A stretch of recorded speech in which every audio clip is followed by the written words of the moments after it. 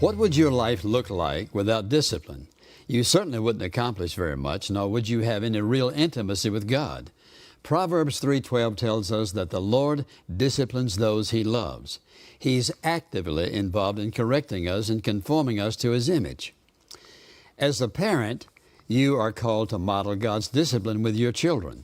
But many parents stress over this, asking how much is too much, or am I too easy on my child? Today's email gives us an opportunity to talk about that. I have a very strong-willed and determined little 1-year-old. I want to raise him to serve and obey God. Would you explain what it means to discipline without breaking his spirit? Well, let's distinguish between two words here. That is, a child has their personhood. That's who they really are deep down inside. And then there are their actions, and sometimes we think those actions don't meet and match their personhood. We all came into this world with a self-will, and that self-will has to be brought into submission to God. That requires discipline on the part of God, and God has disciplined every single one of us in some way or the other. It also requires that you and I discipline our children to teach them how important it is to obey and to follow rules and regulations. Failure to discipline your children is an act of disobedience, because if you want them to grow up to be godly in any way at all, you've got to discipline them. A child's personhood is their personality. That's who they are. You don't want to break their spirit, their personhood. You want to deal and target with their actions. And all discipline should be targeted toward their actions. Well, how do we break a child's spirit? How do we work in their lives in such a way that their very personhood is injured? Well, we do so by refusing to listen, and we send the message, you don't count. You're not important. Refusing to listen is very devastating. We discipline without explanation. For example, if you don't say to that child, here's what I'm going to do, and here's the reason I'm going to discipline you, then they don't know where they are. Their personhood is confused. Do you not love me? And what's going on? Why are you treating me this way? Sometimes ignoring their opinions and their requests, because a child is a person. And oftentimes parents, I think, belittle that. But they have personhood. They have feelings. They have deep emotions.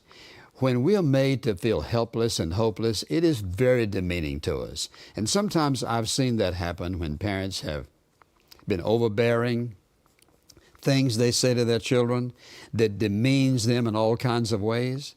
And one of the ways to hurt that child's spirit, their personhood, is to compare them with someone else. Why aren't you like so-and-so? Well, if you were like him, if you were like her, that is very demeaning. That strikes at who they are.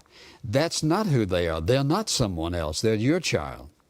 Using fearful words like this, you never, you always, very, very hurtful to a child's spirit. Because you see, God doesn't treat us that way. There's no such thing as always and never. Then, of course, expressing misdirected anger. Sometimes a parent, angry at someone else or about some situation, will take it out on their child. The child doesn't understand. Their personhood gets all mixed up in that kind of a situation because you've not identified what you're going to do, why you're doing it, and your motive's not right. Then I think one of the ways that you can really break a child's spirit is to criticize them when they have done their best. Have you ever been in that situation when you did the very best you know how and it wasn't good enough? It's never good enough. And you feel that. It goes on the inside. We're not dealing with actions now. We're talking about what that child is feeling.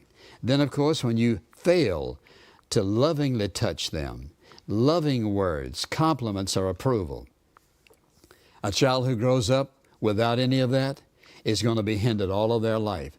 They'll grow up feeling inadequate and that they never measure up. They'll grow up always reaching out and looking for approval and acceptance in some way.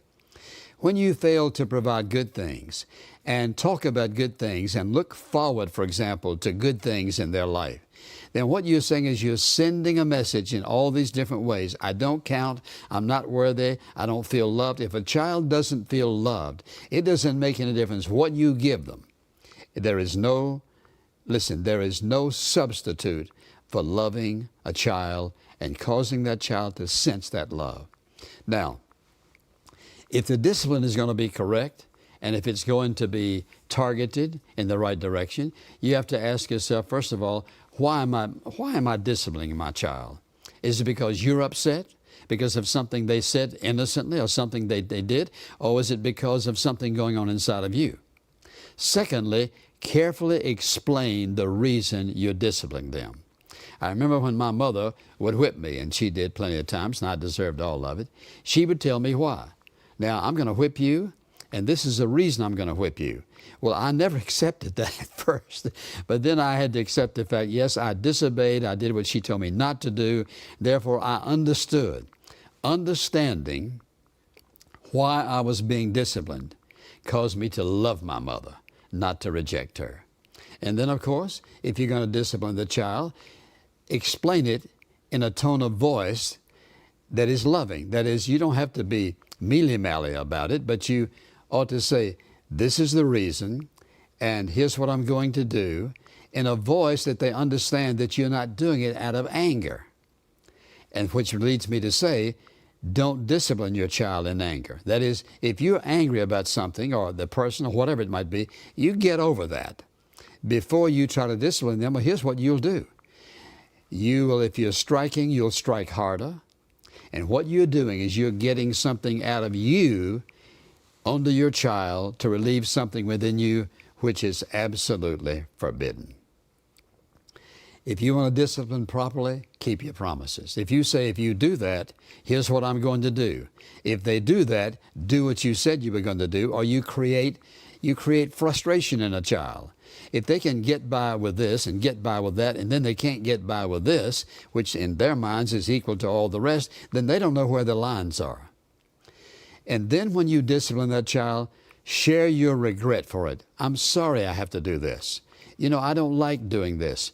But because I want you to be the kind of person that God wants you to be, and the kind of person I know that you want to be one of these days, this is the reason I'm bringing out this discipline. And then remember this, never strike a child with your hand or slap them in the face. Now listen, if you switch them with something, it is that thing that touches them. When you slap a child in the face, that's you versus that person. Or you hit them in some fashion. You're striking at their insides. But if you use a switch or something else, or require some other form of discipline, that's one thing. But body to body is never the wise thing to do. Then, of course, when you've disciplined them, reassure them that you love them and that your desire for them is the very best, and you do this only because you know it's good for them. And you can say, you know, the Bible warns me, if I don't discipline you properly, He's going to hold me responsible. So remember, check the target. The target is not their personhood. It is not who they are. It is what they did or what they failed to do. Well, thank you very much for joining us today, and I trust that this has been helpful. And if you are a parent, all of us who are parents and have been parents, we've all had to deal with these things. But if you just remember, and you probably didn't get all this down, maybe you should write us and say, look, give me all of that again, because every single thing that I mentioned is very important. So until next time, obey God, leave all the consequences to Him. That's living life at its very best. And when you leave the consequences to Him, you can trust Him to make your actions and your deeds very worthwhile.